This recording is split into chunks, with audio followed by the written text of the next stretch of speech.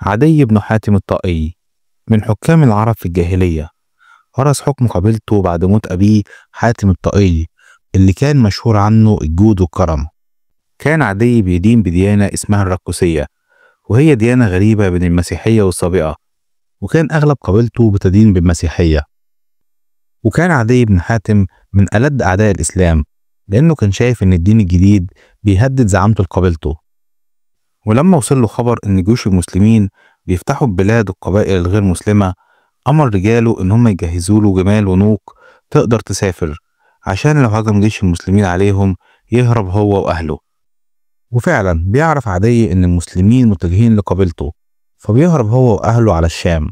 وبعد ما بيبعد عن الخطر بيتفقد أهله اللي خرجوا معاه، فبيكتشف إن هو ساب واحدة من إخواته، وخاف إن تقع أخته في الأسر.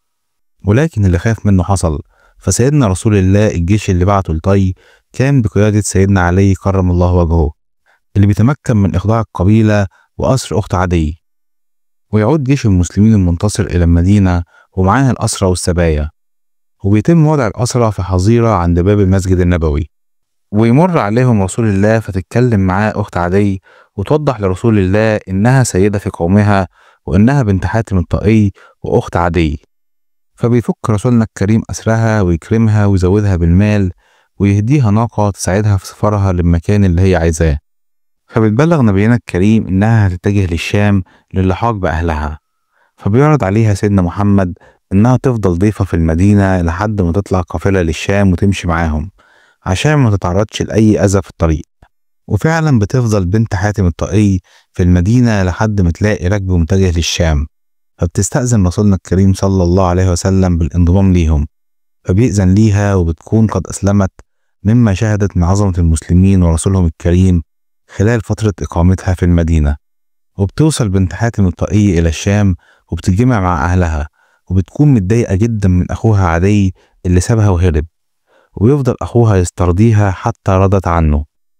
وبعد ما عرف عدي بإسلام أخته وإن الإسلام مش سيء زي ما كان فاكر، بيقرر إنه يسافر للمدينة للقاء سيدنا رسول الله صلى الله عليه وسلم ويسمع منه. وبيحكي عدي لقاءه بسيدنا محمد صلى الله عليه وسلم، فبيقول: هيأت جهازي ومضيت حتى قدمت على رسول الله في المدينة من غير أمان ولا كتاب، وقد بلغني إنه قال: أرجو أن يجعل الله يد علي في يدي. فدخلت عليه وهو في المسجد فسلمت عليه، فقال: من الرجل؟ فقلت: عدي بن حاتم. فقام إلي وأخذ بيدي وانطلق بي إلى بيته. فوالله وهو ماضي بي إلى البيت إذ لقته امرأة ضعيفة كبيرة فاستوقفته، وأخذت تكلمه بحاجة لها، فظل معها حتى قضى حاجتها، وأنا واقف فقلت في نفسي: والله ما هذا بملك. ثم أخذ بيدي ومضى بي حتى أتينا منزله، فتناول وسادة من أدم محشوة ليف وألقاها إلي، وقال: اجلس على هذا. فاستحييت منه وقلت: بل أنت تجلس عليها. فقال: بل أنت. فامتثلت وجلست عليها، وجلس النبي صلى الله عليه وسلم على الأرض، إذ لم يكن في البيت سواها. فقلت في نفسي: والله ما هذا بأمر ملك.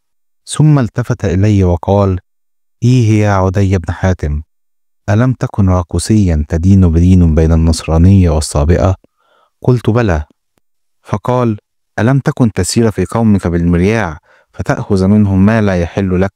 فقلت: بلى. فعرفت إنه نبي مرسل. ثم قال لي: لعلك يا عدي ما يمنعك من الدخول في هذا الدين ما تراه من حاجة المسلمين وفقرهم، فوالله لا يوشكن المال أن يفيض فيهم حتى لا يجد من يأخذه. ولعلك يا عدي إنما يمنعك من الدخول في هذا الدين ما تراه من قلة المسلمين وكثرة عدوهم، فوالله لا يوشكن أن تسمع بالمرأة تخرج من القادسية على بعيرها حتى تزور هذا البيت لا تخاف أحدا إلا الله. ولعلك ما يمنعك من الدخول في هذا الدين إنك ترى إن الملك والسلطان في غير المسلمين، وأين الله ليوشكن أن تسمع بالقصور البيض من أرض بابل قد فتحت عليهم، وإن كنوز كسرى بن هرمز قد صارت إليهم. فقلت: كسرى بن هرمز؟ فقال: نعم، كسرى بن هرمز. قال عدي: عند ذلك شهدت شهادة الحق وأسلمت. عاش سيدنا عدي بن حاتم رضي الله عنه طويلا وأمد الله في عمره، وعاصر الخلفاء الراشدين الأربعة والفتوحات الإسلامية في عصورهم، وانضم لجيش سيدنا علي أمام معاوية أثناء الفتنة، وكان دايما بيقول: لقد تحققت اثنتان وبقيت الثالثة، وإنها والله لا بد كائنة، فقد رأيت المرأة تخرج من القادسية على بعيرها لا تخاف شيئا حتى تبلغ هذا البيت، وكنت في أول خيل أغارت على كنوز كسرى وأخذتها، وأحلف بالله لتجيئن الثالثة.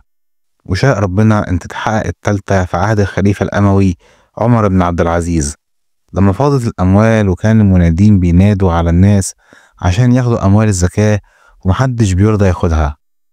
فتحققت الثلاث نبوءات اللي قالهم سيدنا رسول الله صلى الله عليه وسلم لسيدنا عدي بن حاتم رضي الله عنه الذي أبر بقسمه.